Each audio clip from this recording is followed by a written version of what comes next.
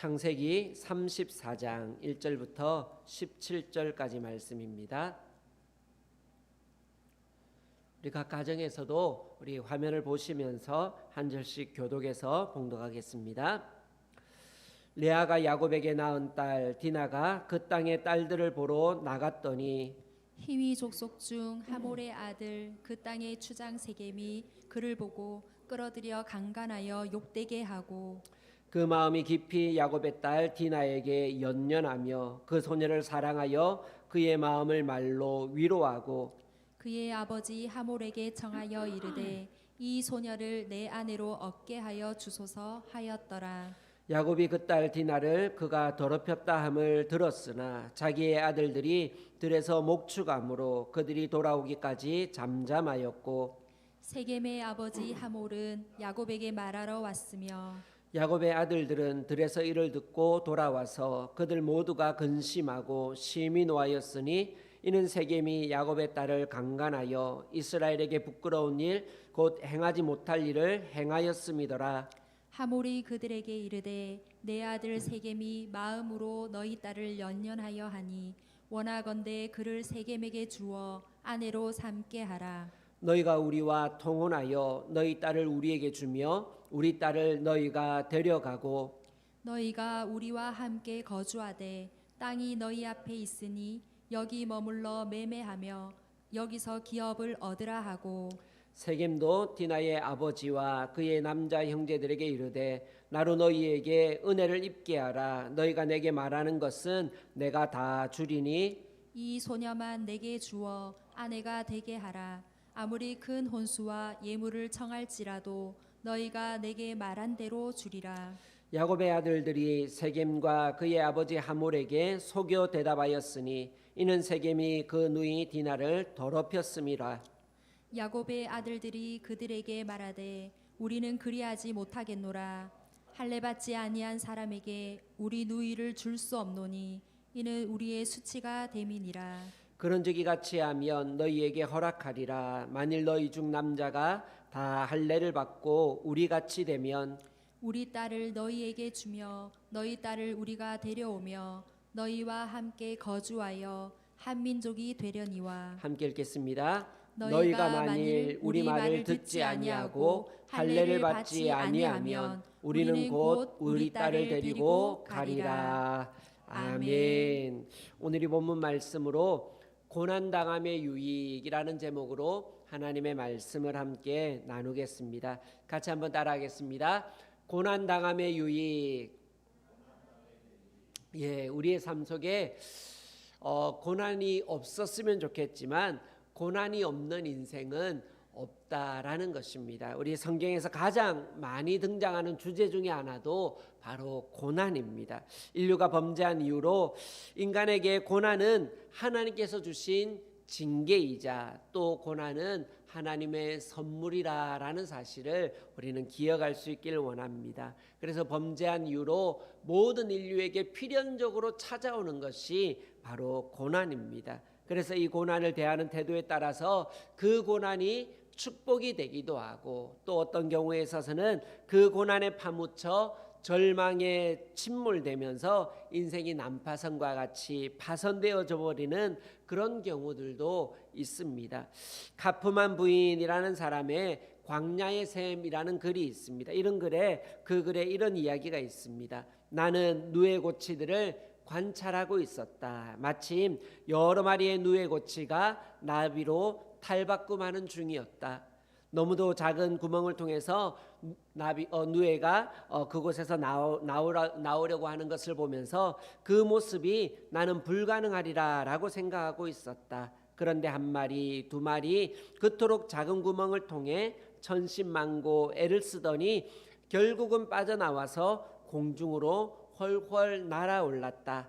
나는 마침 또 나오려고 애쓰는 고치를 발견하고 가위로 그 구멍을 넓게 잘라주었다. 그러면서 내가 하나님보다 더욱 사랑과 자비가 많다라고 스스로 자족하면서 혼자 웃었다.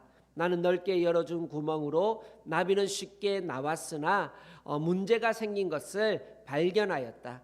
공중으로 솟아오르려고 그 나비가 몇 번 시도하였지만 결국 날아오르지 못하는 것을 발견하였다. 그때 이 저자는 이것을 통해서 이 저자가 발견한 것은 바로 작은 구멍을 통해서 이 고치가 힘을 쓰고 애를 쓰면서 나와야지, 뚫고 나와야지 날개에 근육도 생기고 또 날개 끝까지 영양분이 공급되어져서 그 작은 구멍을 통과해서 나올 때야 비로소 나비가 날아오를 수 있는데 그 고치의 구멍을 넓게 해주니까 쉽게 바깥으로 나왔으나 힘이 생기지 않아서 결국에는 그런 나비는 날아오를 수 없다라는 사실을 이 부인은 발견한 것입니다. 그래서 이것을 통해서 우리에게 알려주는 교훈은 무엇입니까? 바로 고통이 하나님이 주신 선물이라 하는 것입니다. 그래서 우리의 인생도 그 고통을 통해서 나비가 훨훨 날아오를 수 있는 것처럼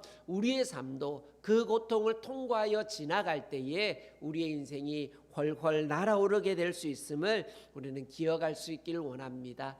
시편 119편 71절 말씀에서 보면 고난당한 것이 내게 유익이라 이로 말미암아 내가 주의 율례들을 배우게 되었나이다 라고 이렇게 말씀하는 것처럼 우리의 삶에 고난이 동력이 되고 또 고난이 유익이 되는 것을 우리는 종종 볼 수 있습니다. 오늘 본문에서 우리는 하나님의 사람 야곱이 고난당하는 모습을 볼 수 있습니다. 하나님의 부르심을 따라서 이 외삼촌의 집에서 출발하여 고향 땅으로 돌아왔고, 그래서 이 가나안 땅에 도착해서 하나님 앞에 제단을 쌓으면서 예배도 드렸는데, 그런데 그럼에도 불구하고 야곱의 삶에 고통이 임하는 것을 우리는 볼 수 있는 것입니다. 그러면서 하나님을 믿는 우리들도 하나님을 잘 믿는데 하나님을 믿는 나에게 왜 이런 고난이 임하는가 하는 그런 생각들이 우리에게 들 때가 종종 있는 것입니다. 오늘 말씀을 통하여서 야곱이 당한 고난이 무엇인지 또 그 고난의 유익이 무엇인지 우리가 함께 살펴보면서 잠시 말씀을 통해서 함께 은혜 나눌 수 있기를 소망합니다. 먼저 야곱이 당한 고난은 무엇입니까? 오늘 우리가 본문에서 읽었던 것처럼 먼저 첫 번째로는 야곱의 딸 디나가 그 땅을 구경하러 나갔다가 강간을 당하는 일이 일어납니다. 야곱이 형과 화해하고 형은 먼저 자기가 살던 땅 세일 즉 에돔 땅으로 올라갔고 야곱은 가나안 지경에 있는 세겜 땅으로 들어갔음을 우리가 지난주 말씀을 통해서 살펴보았습니다. 세겜 땅에 얼마나 정착해서 머물렀는지 우리는 정확하게 성경에 기록하고 있지 않기 때문에 알 수 없지만 우리가 지난주에 살펴본 것처럼 그 세겜 땅에서 땅을 구입하고 그 땅의 이름을 엘로헤 이스라엘이라고 이렇게 붙이면서 자기 소유의 땅을 가질 정도로 이 세겜 땅에 머물렀던 기간이 짧지 않았음을 우리는 알 수 있습니다. 그러면서 오늘 1절 말씀에서 보면 레아가 그 세겜 땅에 거하다가 레아가 야곱에게서 낳은 딸 디나가 그 땅의 딸들을 보러 나갔더니라고 이렇게 말씀하는 것처럼 야곱의 딸 디나가 그 땅을 구경하러 나갔다가 그 땅의 추장인 세겜, 아마 세겜 지역에 있는 추장이었기 때문에 그를 통칭해서 이렇게 세겜이라고 이렇게 이름을 붙인 것 같습니다. 그 땅의 추장인 세겜에 의하여 강간을 당하는 일이 일어나게 됩니다.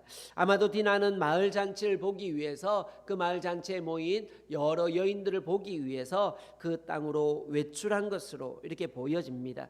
우리가 이전에도 사라나 리브가가 자기가 원래 살던 지역이 아니라 다른 부족이 사는 지역으로 가다 보면 그 여인들이 항상 위기에 처했던 것을 우리가 볼 수 있습니다. 이처럼 고대 사회는 여인들이 항상 이런 위험들에 처하는 그런 시기이고 그렇기 때문에 여인들이 혼자 다니는 것은 굉장히 위험한 그런 일입니다. 요즘 사고로서 생각하면서 우리 어떤 여인들이 이렇게 성추행을 당한다든지 이런 일을 겪을 때 우리가 이런 말을 하면 안 됩니다. 그죠? 그래서 여자가 밤늦게 돌아다니니까 그런 일을 당하지, 여자가 옷을 그렇게 입고 다니니까 그런 일을 당하지, 이런 말들은 요즘 시대는 하면 큰일 날 소리가 됩니다. 그죠? 그래서 요즘 시대는 그렇게 이야기하면 합당하지 않겠지만, 이 성경에 기록되어 있는 시대는 기원전 2000년, 그래서 지금부터 한 4000년 정도 과거에 있었던 일입니다. 그 시대에 뭐 이렇게 신석기 시대, 뭐 이렇게 석기 시대, 아직 청동기 시대, 뭐 이 정도에 머물러 있는 굉장히 과거, 우리나라로 따지면 아직 우리나라는 나라가 형성되지도 않은 고조선 이전의 시대, 그런 아주 과거의 시대이기 때문에 뭐 이렇게 이런 모든 일들이 굉장히 과거이기 때문에 이런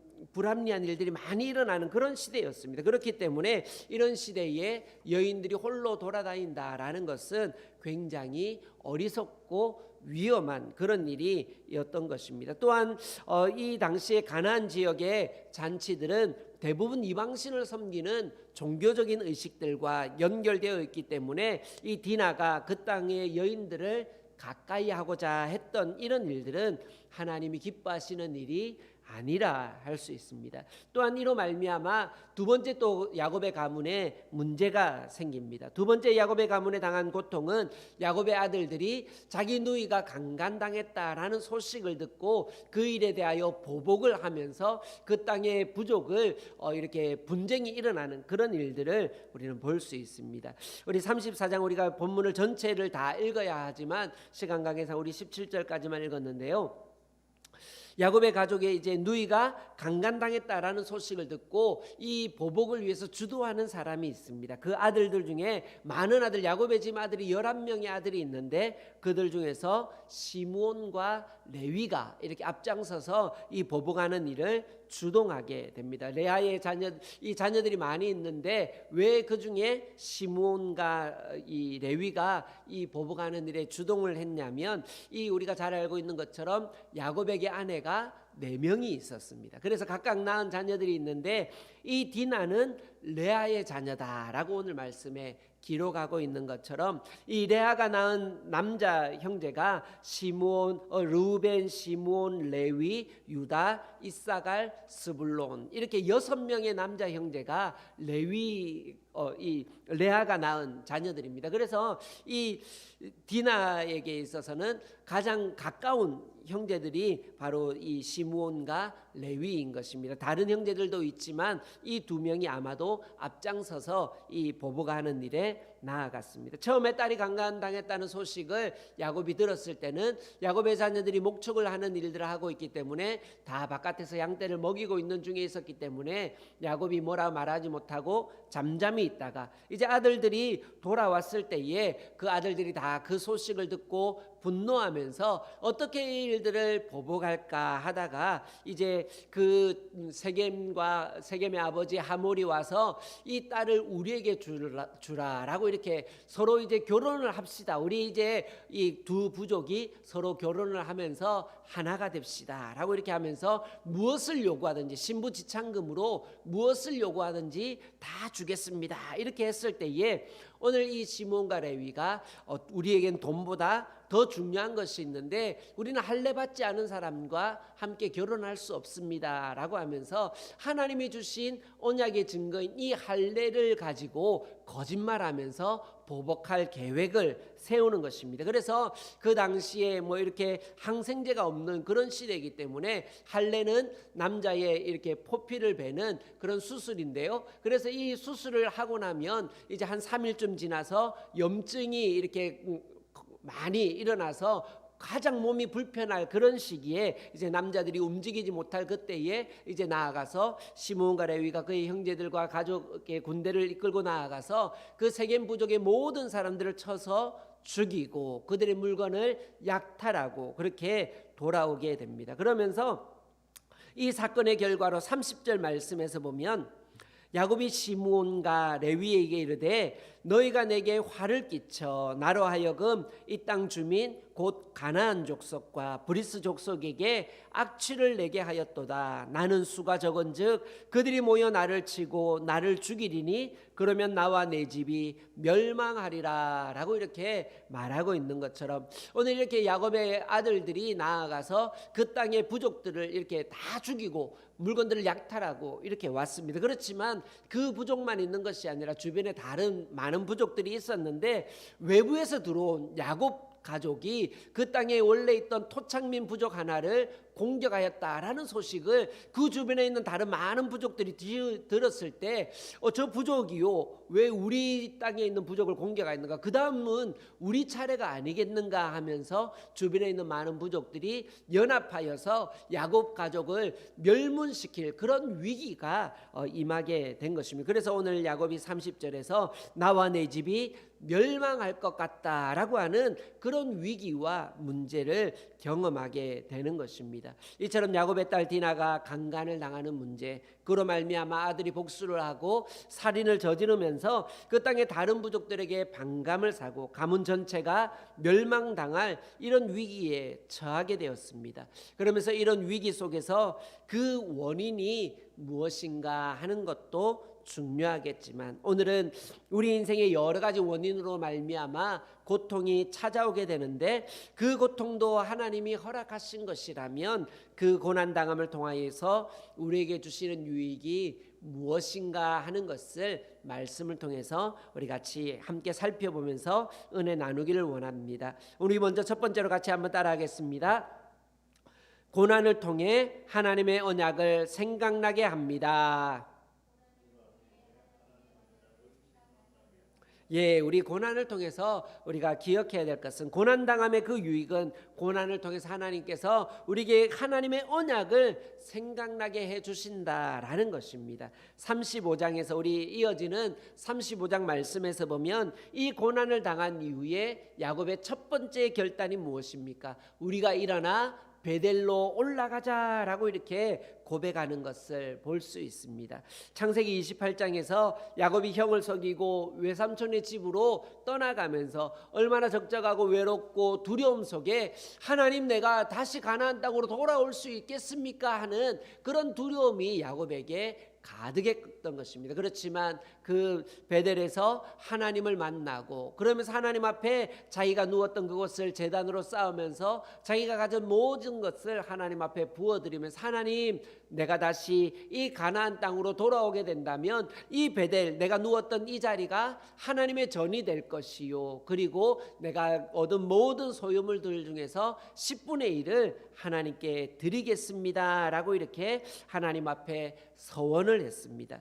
그러나 야곱이 20년 동안 이 시간들이 지나면서 하나님과 했던 이 약속은 잊어버리고 있다가 이 고통으로 말미암아 이제 가나안 땅에 돌아왔는데 이 고통으로 말미암아 나에게 왜 이런 고통이 임하였을까라고 이렇게 생각하다가 이 하나님께 드렸던 서원, 하나님께 했던 이 약속, 하나님의 말씀이 생각나게 된 것입니다. 내가 베델로 올라가야 되겠다라고 이 사건 이후로 결단한 것을 보면 내가 베델로 올라가지 않았기 때문에 하나님과의 이 언약을 지키지 않았기 때문에 이런 문제가 일어났다라고 야곱은 스스로 판단한 것 같습니다. 그래서 이 고난당한 후에 이 야곱이 고난을 통하여서 하나님의 언약을 생각하게 되어졌습니다. 우리들의 삶 속에서도 우리의 삶의 모든 고난이 나의 잘못 또 하나님과 뭔가 이 언약을 지키지 않은 것 때문에 모든 고난들이 임하는 것은 아닙니다. 우리의 삶에 꼭 내가 하나님 앞에 범죄한 것 때문에 문제가 일어난 것은 아니지만 그러나 우리의 삶에 고난이 임하고 또 우리의 삶에 어려움들이 임할 때에 우리의 삶을 돌아보는 것은 굉장히 지혜로운 태도이며 또 그럴 때에 우리의 삶을 돌아볼 때 하나님은 우리 가운데 성령을 통하여 하나님의 언약을 생각나게 하십니다. 말씀이 떠오르게 하시고 그 고난을 통해서 주시는 하나님의 음성을 들을 수 있는 것입니다.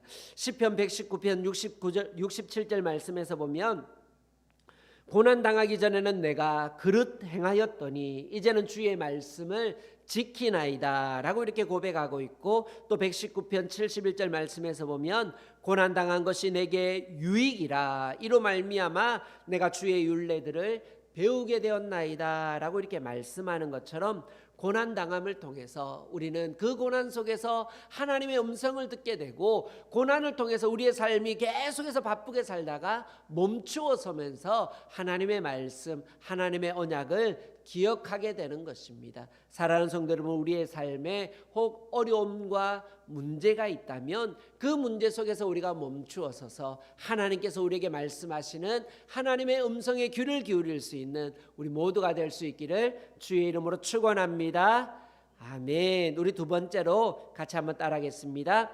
고난을 통해 세상과 구별되게 하십니다.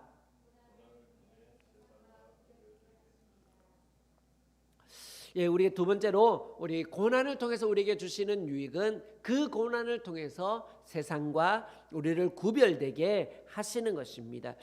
단순히 야곱이 약속을 지키지 않았기 때문에 이 고난이 찾아온 것이 아니라 9절 10절 말씀에서 보면 우리가 이렇게 외면적으로 보이는 위기가 아니라 또 다른 위기가 야곱의 가문에 찾아왔음을 볼 수 있습니다. 9절 10절 말씀에서 보면 너희가 우리와 통혼하여 너희 딸을 우리에게 주며 우리 딸을 너희가 데려가고 너희가 우리와 함께 거주하되 땅이 너희 앞에 있으니 여기 머물러 매매하며 여기서 기업을 얻으라 라고 이렇게 말하면서, 지금 세겜 부족이 어떻게 하자는 겁니까? 우리가 서로 혈연으로 관계를 맺으면서 우리가 서로 한 부족이 되자 이 말인 것입니다. 그래서 지금 야곱에게 찾아온 또 다른 위기는 무엇입니까? 세상과 하나가 되어질 위기, 하나님의 백성의 정체성이 없어지고 세상이 되어져 버릴 위기가 지금 찾아온 것입니다. 그래서 이 세상과 서로 결혼하면서 하나가 되어져 버리면 하나님의 백성으로서의 모든 정체성을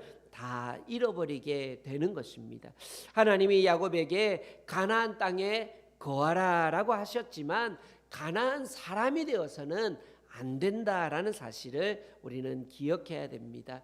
후에 이스라엘 백성들이 출애굽을 하여 가나안 땅에 들어갔을 때도 하나님이 철저하게 금하신 것이 그 땅의 사람들을 남겨두지 말고 철저하게 진멸하라라고 그렇게 말씀하시면서 가나안 사람처럼 되지 말라라고 이렇게 말씀하는 것입니다. 하나님의 백성이 세상과 섞여서 세상 사람처럼 되는 것을 하나님은 철저하게 금하시는 것입니다. 30절 말씀에서 야곱이 주변 부족에 대한 두려움을 느끼면서 고백한 말이지만, 이 땅의 주민 곧 가나안 족속과 브리스 족속에게 악취를 내게 하였도다. 그래서 그 땅에 거하는 사람들이 우리를 싫어하게 만들었도다 라고 이렇게, 이 사건의 결과, 이 고난의 결과로 무슨 일이 일어납니까? 그 주변의 사람들과 동류로 어울리지 못하도록 그 주변 사람들이 싫어하는 부족이 되도록 하나님이 역사하신 것입니다. 이것은 보면 어쩌면 고통스러운 일일 수 있습니다. 그렇지만 이 고난이 주는 유익이 무엇입니까? 세상과 하나가 되지 못하도록 하나님은 구별해 주시는 것입니다. 이 고난을 통해서 세상과 구별되게 되는 하나님의 놀라운 은혜, 그래서 주변 부족들과 하나가 되지 않고 혈통의 순수함을 하나님께서 보존해 주시는 것을 우리는 볼 수 있습니다. 하나님의 사람의 혈통의 순수함을 지켜서 세상과 다른 사람이 되어졌던, 그래서 하나님의 백성인 우리들도 이 땅을 살아갈 때에 우리가 바쁘게 살아가다 보면 우리가 세상 속에 어울려서 세상 사람들과 함께 되어지고 세상 사람들과 동일한 마음과 동일한 생각, 동일한 방법들로 살아가게 될 때가 많이 있는 것입니다. 그렇지만 하나님은 오늘 우리에게 때로는 고난이라는 방법을 통해서 우리의 걸음을 멈춰서게 하시고, 그래서 하나님의 백성들이 이 고난과 어려움을 통해서 영적인 순결을 지키며 세상과 다름을 우리가 가지게 하시고, 그 세상과 다름을 통해서 하나님의 백성들이 하나님의 영광을 드러내도록 하시는 것을 우리는 볼 수 있습니다. 때로는 우리의 삶에 아무 문제가 없으면 그냥 좋겠지만, 그러나 아무 문제가 없으면 우리는 우리의 삶 속에서 나태해지기가 쉬운 것입니다. 오늘 하나님께서 삶의 문제와 고통이라는 방법을 통해서 하나님의 백성들이 그 안에서 영적인 거룩함을 지킬 수 있도록 도와주신 것입니다. 고난은 쓰지만, 약은 쓰지만, 그러나 그 약이, 쓴 약이 몸에 더 좋은 것처럼 우리에게 고난은 쓰게 다가올 수 있지만 그 고난으로 말미암아 우리가 영적으로 더 순결해질 수 있다면 이 고난도 우리에게 유익이 됨을 믿고, 우리의 삶에 어떤 문제가 있든지 간에 그 문제로 말미암아 세상과 구별된 하나님의 사람의 모습을 보여줄 수 있는 우리 모두가 될 수 있기를 주의 이름으로 축원합니다. 아멘. 우리 마지막으로 한 번 더 따라하겠습니다. 고난을 통해 성숙하게 하십니다. 고난이 주는 마지막 유익은, 오늘 우리 본문을 통해서 나타난 것은 아니지만 고난을 통해서 우리에게 주어지는 마지막 유익은 우리를 영적으로 더 성숙하게 할 수 있음을 우리는 기억할 수 있기를 원합니다. 운동선수가 힘들다고 훈련하지 않으면 어떻게 좋은 성적을 낼 수 있겠습니까? 고난을 통해 성숙하게 되는 대표적인 인물, 우리 성경에서 고난하면 가장 대표적인 인물이 누구입니까? 야곱, 그리고 또 보면 욥입니다. 욥, 그죠? 성경에서 고난의 대명사 하면 바로 욥인 것입니다. 그래서 이 모든 것을 욥은 다 가졌고, 또 신앙적으로도 보면 아주 철저했던 사람, 욥기 1장 1절 말씀에서 보면 그 사람은 온전하고 정직하여 하나님 앞에 하나님을 경외하면서 악에서 떠난 자더라, 그렇게 말할 정도로 이 욥은 동방에서 가장 의로운 사람이다라고 할 정도로 욥은 하나님 앞에서 바르게 섰던, 그래서 이 욥의 고난은 욥이 신앙적으로 잘못 섰기 때문에, 신앙에 문제가 있기 때문에 찾아온 고난은 아니다는 것입니다. 그래서 우리의 삶에 어떤 문제가 찾아왔을 때 꼭 내가 범죄했기 때문에 하나님 내가 뭐를 잘못했다고 이런 고난을 내게 주십니까? 라고만 생각할 필요는 없는 것을 우리는 욥을 통해서 볼 수 있습니다. 욥은 신앙적으로 아주 경건한 사람이었고 하나님 앞에 범죄한 것이 없지만, 그러나 이런 욥에게도 고난이 찾아옴을 우리는 볼 수 있고, 또 그런 고난을 통해서 하나님은 이 욥의 신앙이 그 아름다운 신앙이지만 그 신앙에서 더 아름다운 신앙으로 자라가도록 하나님께서 역사하시는 것을 우리는 볼 수 있습니다. 운동선수가 잘하고 있지만 그럼에도 불구하고 더 좋은 성적을 내기 위해서 끊임없이 훈련하듯이 우리의 삶에서 고난은 우리가 무슨 문제나 잘못이 있기 때문이 아니라 하나님께서 우리를 더 귀한 신앙, 더 성숙한 믿음으로 자라게 하기 위해서 하나님이 우리에게 때로는 고난을 허락하실 때도 있음을 우리는 기억해야 합니다. 욥기 23장 10절 말씀에서 보면 내가 가는 길을 그가 아시나니 그가 나를 단련하신 후에는 내가 순금같이 되어 나오리라 라고 이렇게 고백하고 있는 것처럼, 이 욥의 걸음, 욥이 고난 속에서 뭐라고 고백하고 있습니까? 나의 걸음, 나의 앞길을 나는 알 수 없지만 누가 알고 있다고요? 내가 가는 길을 그가 아시나니. 내가 이 고난 속에서 내가 앞으로 어떻게 될지 나는 내 앞길을 알 수 없지만 나의 가는 길을 오직 그가 아시는, 하나님이 나의 모든 걸음을 알고 계시고 하나님께서 인도하실 것을 신뢰하는 것입니다. 사랑하는 성도 여러분, 우리가 살고 있는 시대에 코로나로 말미암아 또 삶의 여러 가지 문제들로 말미암아 고난이 있고, 고난은 우리를 두렵게 만듭니다. 그러나 우리의 삶에 어떤 고난과 문제가 있더라도 하나님을 신뢰하는 믿음, 나의 가는 길을 그가 아시나니 라고 이렇게 욥이 고백했던 것처럼 그 하나님을 신뢰할 수 있기를 소망합니다. 우리가 믿는 하나님은 모든 고난 속에서 합력하여 선을 이루시는 하나님이신 것을 꼭 믿으시는 우리 모두가 될 수 있기를 주의 이름으로 축원합니다. 그러면서 이 욥이 고난이 끝난 뒤에, 모든 고난이 끝난 뒤에 욥기 42장 5절 말씀에서 보면 내가 죽게 대하여 귀로 듣기만 하였사오나 이제는 눈으로 주를 배움나이다 라고 이렇게 고백하면서, 이제 이전의 욥의 신앙이 하나님 앞에서 아름다운 신앙이었지만 어떤 신앙이었다고요? 이전의 신앙은 귀로 듣는 신앙이었다는 거예요. 하나님에 대하여 하나님은 이런 하나님, 하나님 이런 하나님, 자기가 듣고 배웠던 하나님으로 그렇게 알고 그 하나님에 대하여 자기가 섬기며 아름다운 신앙생활을 해왔지만 이런 여러 가지 고난을 통과하면서 그의 신앙이 어떤 신앙으로 변화되었다고요? 눈으로 보는 신앙, 더욱더 확실한, 귀로 듣는 것보다 눈으로 보는 것이 더욱 확실하잖아요. 그래서 미국은 이렇다더라라고 듣는 것보다 직접 미국을 가봐야 더욱 확실하게 알 수 있는 것처럼 하나님은 이런 하나님이시다라고 듣는 신앙에서 여러 고난을 통해서 그 하나님을 눈으로 보는 신앙으로 변화되어지고 더욱 성숙하게 되는 것을 우리는 볼 수 있습니다. 이처럼 고난은 우리의 삶에 고통스럽고 힘들고 어려운 문제이지만 그런 고난들을 통과하게 될 때에 우리를 영적으로 더욱 성숙하게 된다라는 사실을 우리는 기억할 수 있기를 원합니다. 오늘 말씀을 통해서 우리의 삶에 고난과 고통이 있습니까?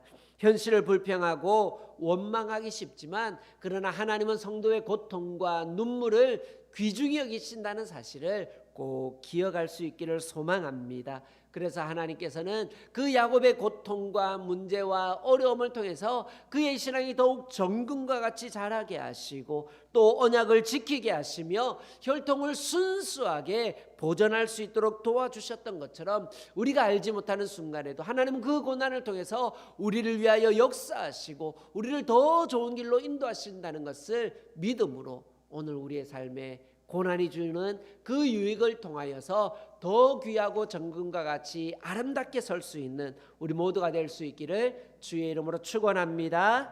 아멘. 기도하겠습니다.